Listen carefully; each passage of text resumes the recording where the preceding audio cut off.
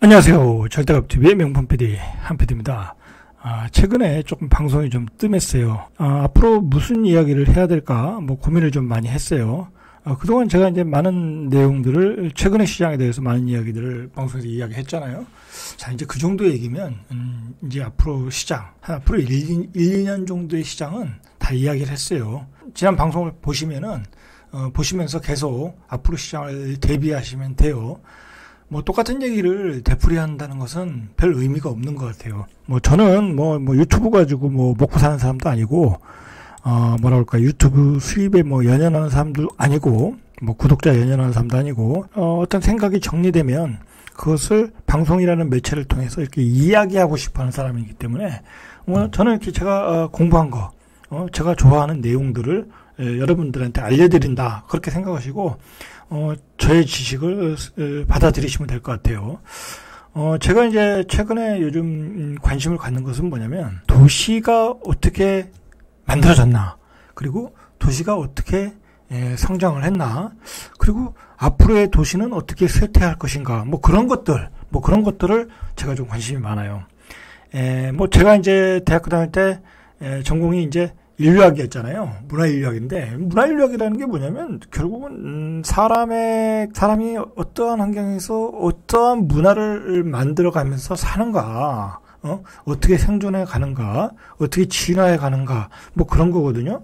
자, 그런 관점에서, 도시를 바라보는 것 같아요. 그리고 제가 개인적으로 또 어떤 역사, 그런 걸 굉장히 좋아하거든요. 역사, 인류학, 그런 것들을 좋아하다 보니까, 그런 관점으로 이렇게 도시를 보게 되는 것 같아요. 도시는 그런 관점으로 봐야 이 큰 그림이 보여요. 여러분, 이 큰 그림을 볼 줄 알아야, 쉽게 말해서 앞으로 도시가 어떻게 발전될 건가를 알 수 있는 거예요. 그러면 도시가 어떻게 발전될 수 있는가를 알면 결국은 여기서 저렇게 발전되겠다.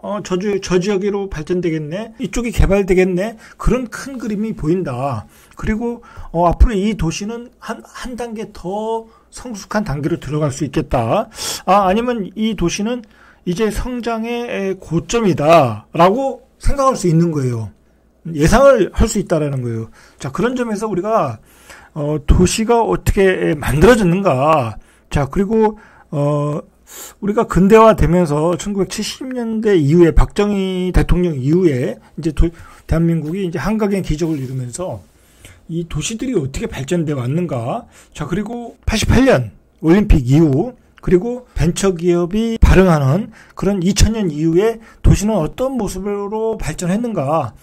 말 그대로 그런 3단계 기준으로 볼 때 계속 레벨업을 해 왔는가라는 거예요. 레벨업을. 그 레벨업을 못한 도시는 문제가 있는 거예요. 앞으로 그 성장의 꼭지점에 올 수 있다라는 거예요. 이렇게 한번 생각을 해보시죠.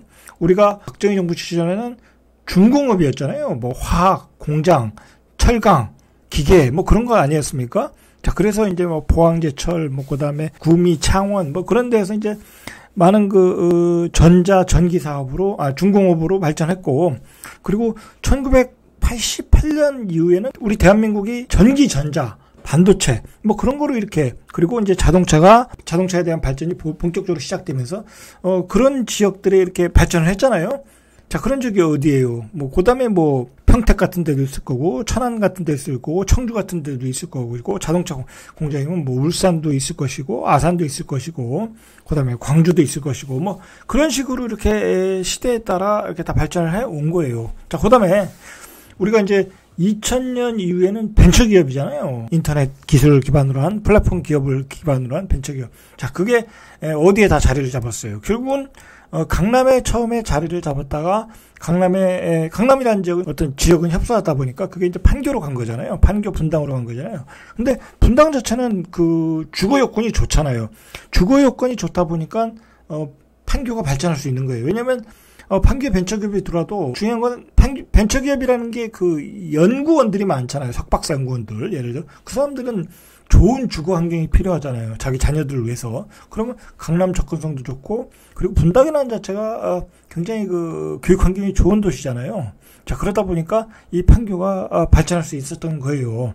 판교 자체도 좋았지만, 어떤 교통의 입지도 좋았지만, 분당이라는 곳이 있기 때문에 가능한 것이다라는 거예요. 자, 이렇게 우리가 일단은 시대를 구분할 줄 알아야 된다.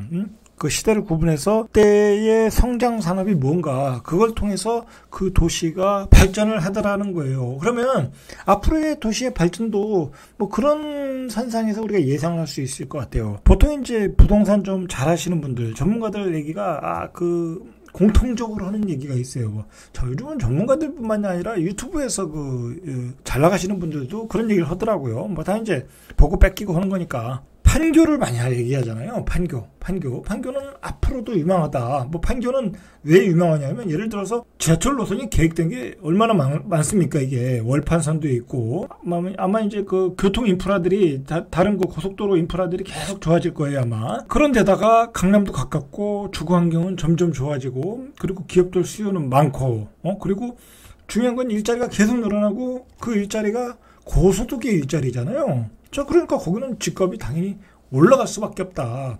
거의 강남에 준하는 수준으로 갈 수밖에 없다. 자, 그 얘기를 하는 거예요. 자, 그게 뭐예요? 결국은 이제 앞으로 대한민국 성장을 이끌어갈 것은 어떤 플랫폼 벤처기업, 스타트업 뭐 그런 거라는 거죠. 이제는 제조업의 시대에서 제조업은 기본이고 결국 산업이 혁신을 해서 성장을 하려고 하면 산업이 이 어떤 그 계속 성장을 하려고 하면 이젠 제조업 가지고는 한계가 있어요. 우리가 이거 조금 다른 얘기인데 예를 들어서 대한민국 지금 주식시장은 이제 거의 박스권에 갇혀가고 있거든요. 지금 3,300 찍고 아마 3,000에서 2,500 사이에서 박스권에서 놀 것이다라고 이제 전문가들이 이야기를 하고 있어요. 증권사 리포터도 그렇게 얘기를 하고 있고.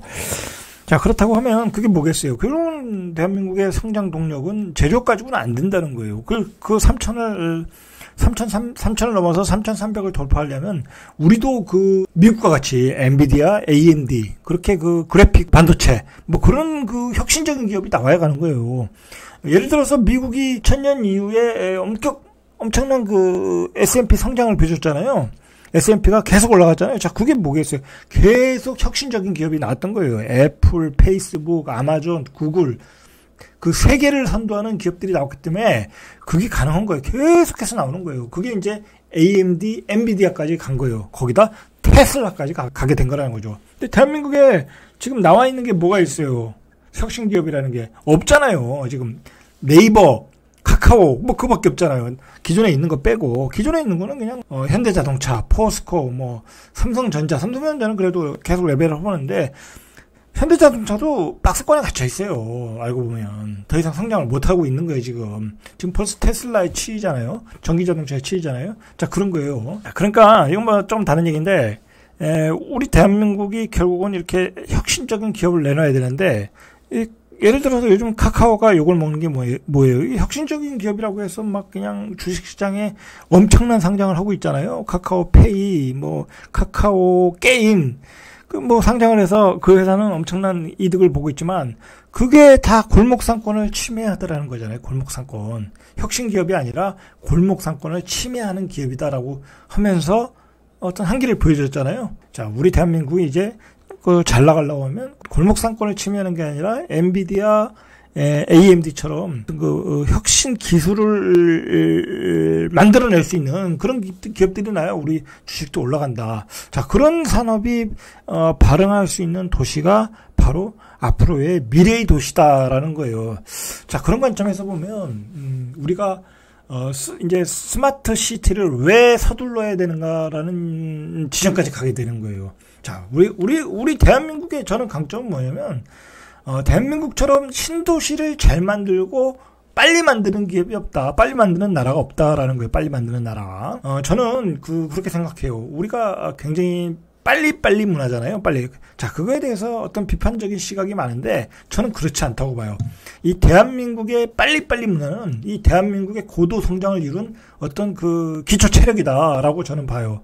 자, 그게 이제 저도 대학교 때 교수님한테 배운 얘기지만 대한민국이 이렇게 한강의 기적을 이룰 수 있는 것은 대한민국의 어떤 신기가 있는 거예요. 신기. 뭐 이게 무슨 뭐 잡신이나 그런 게 아니라 우리가 속된 말로 이런 말을 하잖아요. 저 사람 신들린 듯이 일한다. 라는 말이 있잖아요. 대한민국 사람들은 한번 뭐에 빠지면 신들린 듯이 일하는 게 있어요. 뭐 자기 몸을 아끼지 않고. 그래서 대한민국 사람들이 얼마나 열심히 일을 해요. 진짜 새벽부터 나가서 12시까지 일하는 사람들이 어디 있어요. 우리 자영업자들 예를 들어서. 그리고 뭐 연구원들도 그렇고. 자, 그런 데가 없어요. 그래서 해외에 나가면 다 잘 살잖아요. 그렇게 열심히 일하는 사람이 없어요. 마찬가지로 우리가 그 1970년대부터 지금까지 이렇게 진짜 신들린 듯이 이런 거예요. 신들린 듯이. 자, 그래서 이렇게 고도의 성장을 했어요. 지금 여러분들은 잘 하도 빈부이차가 벌어진다고 해서 잘 못 느끼겠지만, 헬조선 얘기하지만, 이 대한민국은 지금 선진국이에요, 선진국. IMF가 지정한 선진국이에요.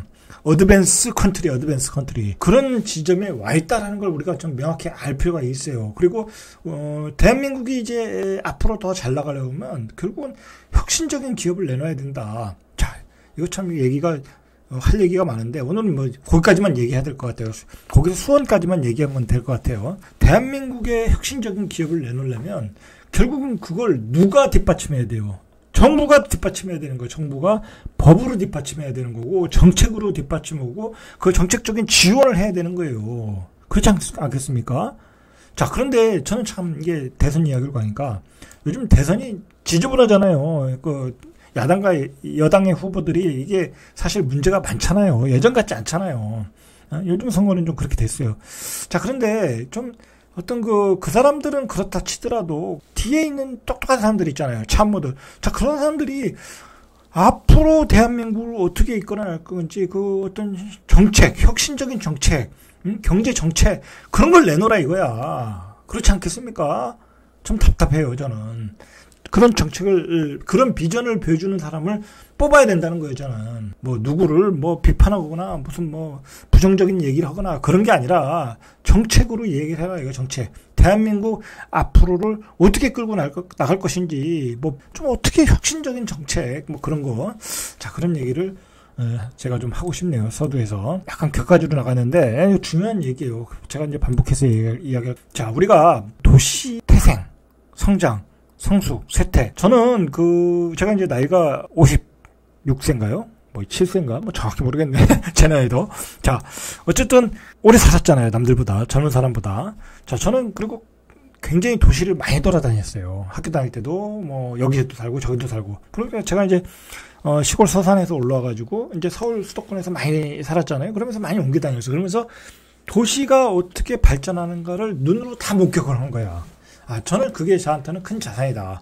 제가 안산에도 살아봤고, 인천에도 살아봤고, 그 다음에 과천은 안 살았구나. 사당동에도 살아보고, 서울 5만 가지 다 살아봤어요.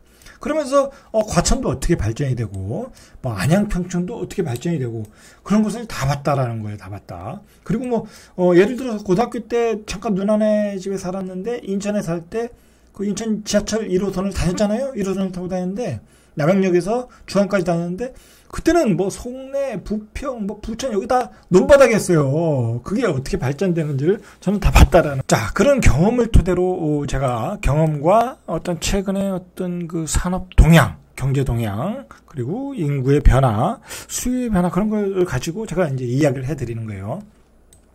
자, 이제 광역시의 모든 광역시를 다 이야기할 거예요. 하나하나 이야기할 거예요. 전체적인 얘기를 다 하고 이제 하나하나 다 이야기를 할 거예요. 오늘은 이제 수원까지만 한번 이야기해 볼게요. 자, 이게 우리가 도시에서 가장 중요한 게 뭐냐면 간단해요. 일자리. 자, 일자리는 뭐예요? 결국은 직주 접근이에요. 자, 도시가 성장하는 것은 그 지역에 일자리가 많기 때문에 성장을 하는 거예요. 그렇지 않겠습니까? 서울이 이런 메트로폴리스가 되는 건 뭐겠어요? 서울에 일자리가 많아서 전국에 있는 우리 대한민국의 사람들이 다 서울로 몰려왔기 때문에 이렇게 서울이 발전한 거예요. 한강의 시절이 일어났던 거예요. 그러나 너무나 많이 몰려오니까 이제 너무나 피해가 많다. 그리고 그런 피해가 결국은 이렇게 집값의 급등으로 나타난 거예요. 결국은 대한민국의 서울의 집중화가 이렇게 부작용으로 나타나는 게 서울의 이 엄청난 집값. 자, 이제 일반인들은 광역시에 사시는 분들도 알잖아요. 다 이제 아이들이 졸업하면 다 서울로 가잖아요. 직장을 위해서 다 간단 말이에요. 젊은 애들은 서울로 갈 수밖에 없어요. 자, 갔는데 얘들이 장가를 가야 되는데 전세만 6억이야. 이거 어떻게 살겠어요? 그래서 대비를 하신 분들이 많아요. 그래서 서울에 빌라도 사주고 투자도 잘 하셔가지고 아이들을 위해서 미리 다 마련하신 분들은 그나마 다행인데 이제 그거 대책이 없는 분들은 자기 집값이 올라도 달갑지 않다라는 이야기야, 이야기. 자, 어쨌든 이렇게 서울이 올라간 것은 일자리가 많기 때문에 올라갔다. 그리고 강남이 올라간 것은 결국은 강남의 일자리가 많기 때문에 올라간 거예요. 그리고 강남의 일자리가 많다 보니까 그것도 좋은 일자리만 많네, 여기가. 그러니까 여기에 고소득군이 여기에 다 몰려 있는 거야. 결국은 좋은 DNA를 가진 아이들이 여기 다 살다 보니까 여기가 파락군이 되고 서울대를 많이 가더라는 이야기예요. 그래서 집값이 올라갔고, 그리고 강남에 일자리가 많다 보니까 강남으로 출퇴근하는 수요가 많다 보니까 강남으로 빨리 갈 수 있을수록 서울의 수도권의 집값은 오르더라라는 거예요. 오르더라. 자, 그래서 수도권의 강남의 접근성에 따라 가격이 정해지더라 이거예요. 그 수도권에 있는 도시들은 결국은 강남의 배후 도시의 성격들이 많더라는 거예요. 많더라. 자, 이 시흥도 마찬가지고 분당은 말할 것도 없는 거고, 그렇지 않겠습니까? 용인도 말할 것도 없이 그런 배경에서 만들어진 거예요. 용인과 분당은 왜 한 단계 더 레벨업을 했나? 우리 강남의 수요만으로는 아니었다라는 거예요. 아니었다. 바로 판교에 최근에 그 혁신 기업들 판교에 다 몰려오면서 판교가 일자리가 많아지면서 이 지역이 급등을 했다라는 거예요. 급등을 했더라. 자, 그런 맥락으로 우리가 분당을 보고 용인을 보고 그래야 앞으로 분당의 집값도 보이고 용인의 집값도 보이는 거예요. 그러면 앞으로도 그러면 어떻게 되겠어요? 판교에 예를 들어서 얘기가 자꾸 이게 수원으로 가야 되는데 판교에서 놀고 있네요. 예를 들어서 판교의 일자리가 이제 앞으로 많아질 거 아니에요? 판교 1단지, 2단지, 3단지, 4단지까지 이렇게 개발 계획이 잡혀 있는 걸로 알고 있거든요. 그럼 계속해서 일자리가 늘어날 수밖에 없어요. 그리고 산업이라는 게 어떤 한 군데에 몰려 있어요. 어떤 회사 입장에서도 굉장히 좋거든요. 왜냐하면 거기서 인재들이 서로 이렇게 왔다 갔다 교류가 가능하잖아요. 그리고 회사끼리 교류도 가능하고 사람을 뽑기가 좋다는 거예요. 그러면 판교로 연결되는 라인에 있는 도시들, 주변의 도시들은 좋아질 수밖에 없다. 그래서 월판선 라인이 중요한 거다라는 거예요. 월판선 라인이. 그렇지 않겠습니까? 그래서 월판선 라인이 중요하고, 인도권이 뜨고, 과천이 뜨고, 시흥까지 뜨고, 그 송도까지 뜨고, 그렇게 되는 거예요. 결국은. 자, 그런 배경하에 도시들은 발전하고 성장했다. 자, 그 핵심 코어는 일자리였다. 자, 그러면, 우리가 이제 오늘 시간은 빨리 마감해야 되니까.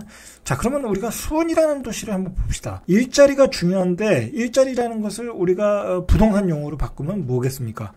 직주 접근이에요, 직주 접근. 자, 저는, 서울도 그게 중요하지만은, 광역시급의 도시들에서 가장 중요한 게 직주 접근이라는 거예요. 이게 좀 잘못된 개념이에요. 잘 보세요. 부동산 강사들이나, 부동산 전문가들이 이야기할, 제가 알기로는 아주 유명한 강사들은 직주 접근, 일자리를 굉장히 중요시해요. 아기곰님이나, 빠숑, 그런 분들은 굉장히 이 직주 접근 일자리를 굉장히 중요하게 이야기를 해요. 근데, 일반인들이 잘못 받아들이는 게 뭐냐면, 학군이 좋아야 된다. 그렇게 생각을 하는 거예요.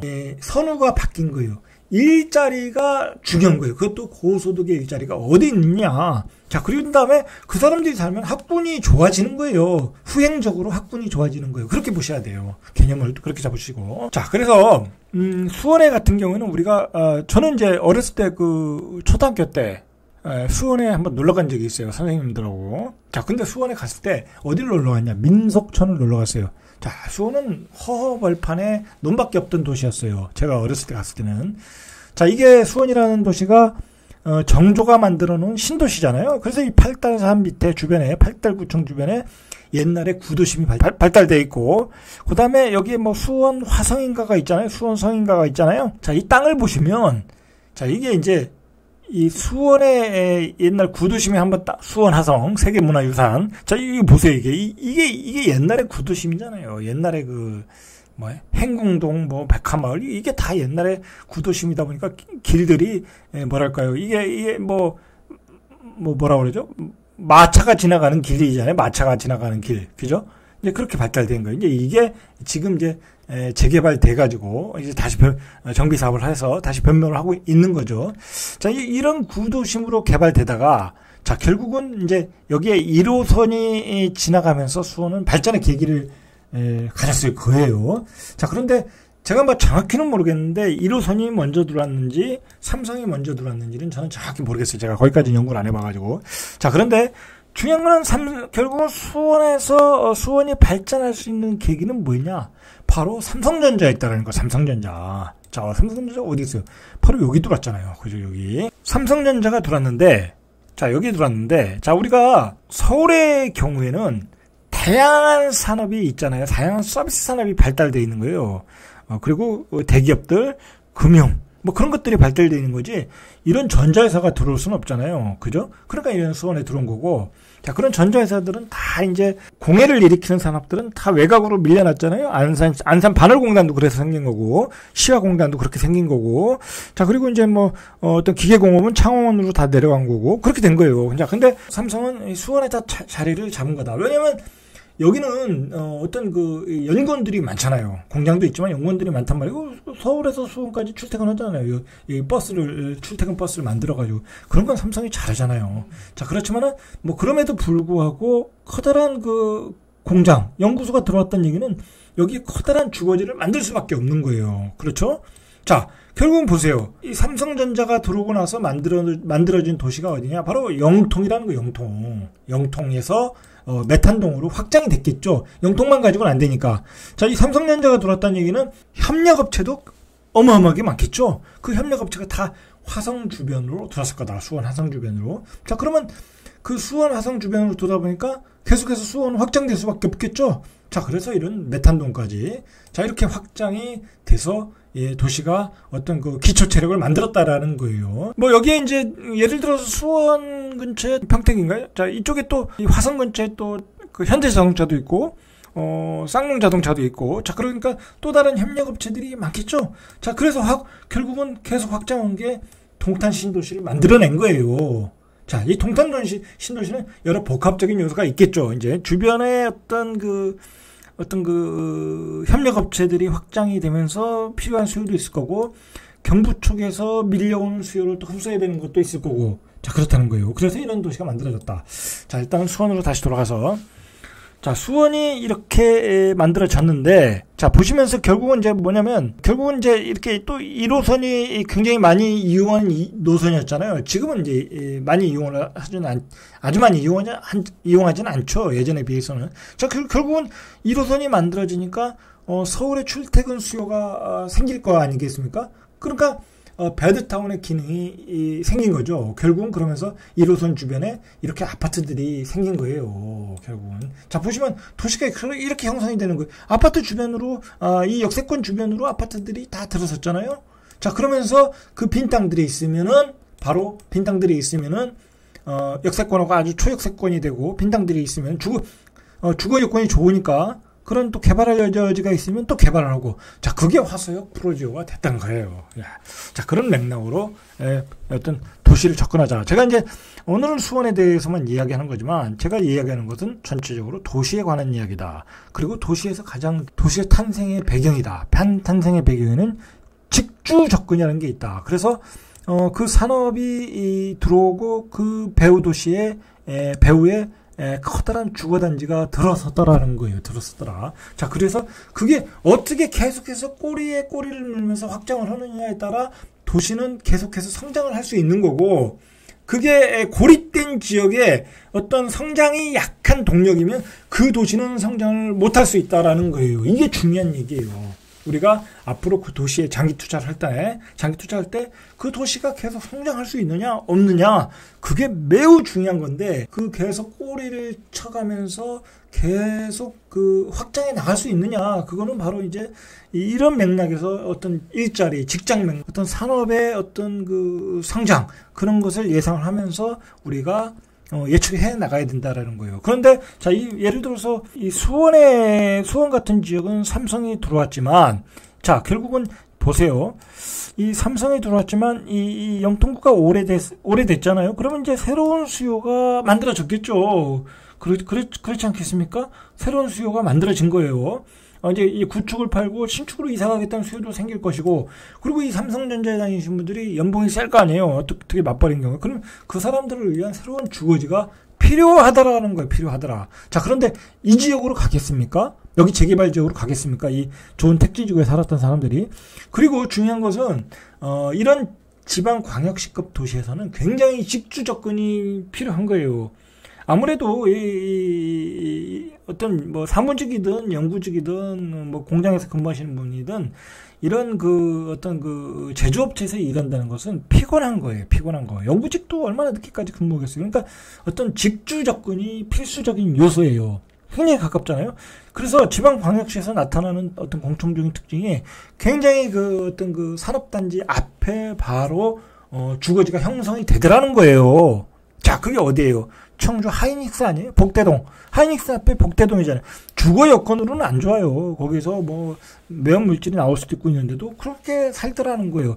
자, 아산, 천안 다 직주 조건이잖아요. 천안 SDI 앞에, 탕정 앞에, 삼성 탕정 공장 앞에, 거기서 탕정 신도시가 들어선 거잖아요. 자, 그렇게 광역시는 발전하더라는 거예요. 우리는 어떤 광역시의 가장 핵심지를 파악할 때 가장 중요한 요소는 직주 접근이다. 이걸 꼭 기억하셔야 돼요. 이게 제가 이제 앞으로 이야기할 가장 중요한 테마예요, 테마.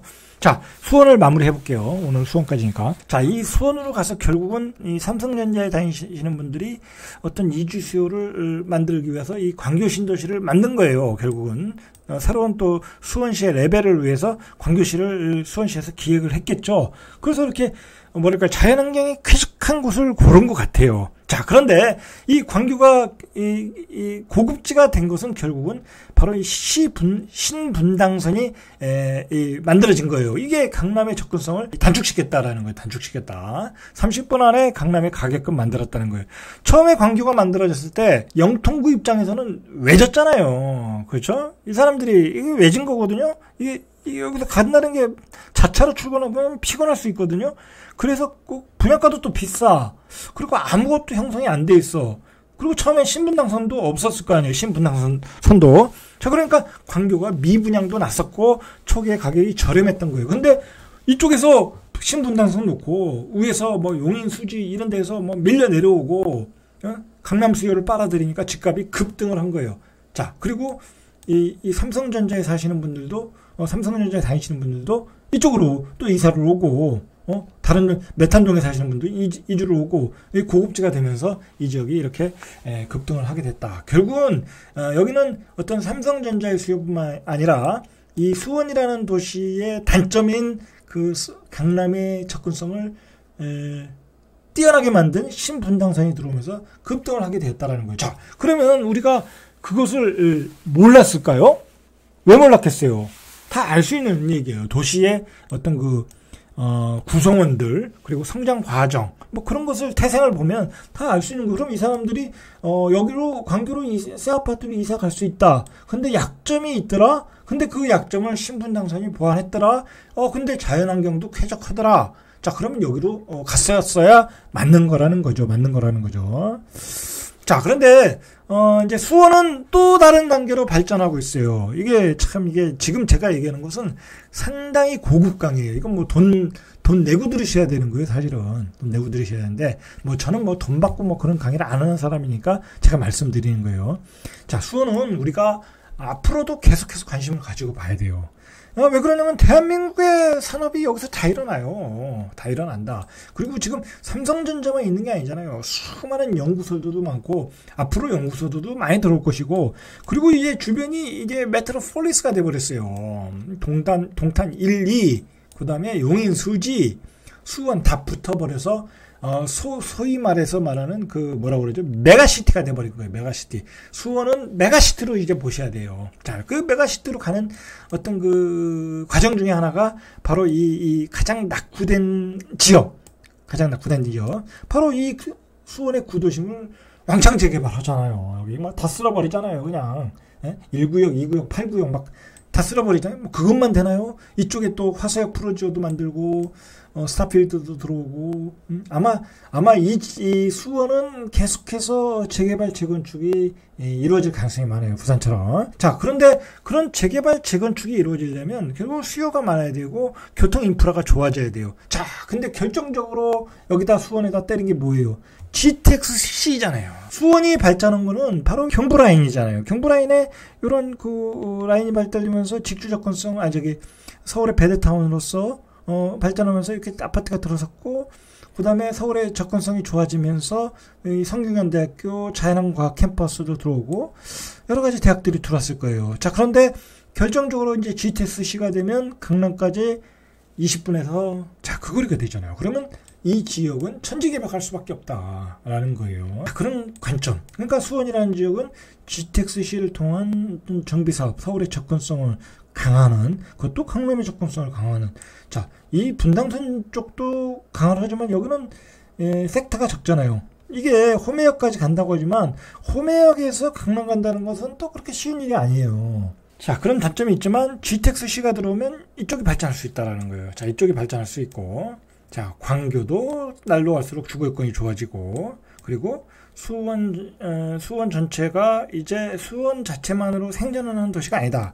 동탄 1, 2, 그 다음에 용인, 서로가 교류가 가능한 도시이다. 자, 결국은 왜 지방광역시들이 우리 그 세종도 마찬가지지만 세종, 충청남도, 충청북도가 뭉쳐가지고 대전까지 메가시티를 주장하는 이유가 뭐겠어요? 메가시티를 만들어서 어떤 커다란 인재풀을 만들겠다는 거잖아요. 인재가 있어야 주거환경이 되고 인재가 있어야 기업들이 내려온단 말이에요. 기업들은 주거환경이 다 갖추어져야 내려와요. 안 내려와요. 안 내려온다. 지금 세종도 기업들이 못 내려오는 거는 아직 그 주거 환경이 갖춰지지 않았다는 거예요. 못 믿겠다라는 거예요. 사람들이 없으니까, 사람을 뽑지 못하니까. 자, 근데 앞으로 이렇게 메가시티, 수원 동탄 이런 메가시티가 만들어지고, 그리고 이런 그 GTX-C가 만들어져서 강남의 접근성도 좋아진다. 그리고 이 구도심의 정비 사업에 대해서 어떤 그 사는 사람의 수준도 올라간다. 소득 수준도 올라간다. 자, 그러면 도시는 한 단계 레벨업할 수밖에 없다라는 거예요. 자, 그런 관점에서 우리가 지방광역시를 앞으로 공부해 나가시면 되는 겁니다. 이상 절대값 튜브의 명품 PD 한 PD였습니다.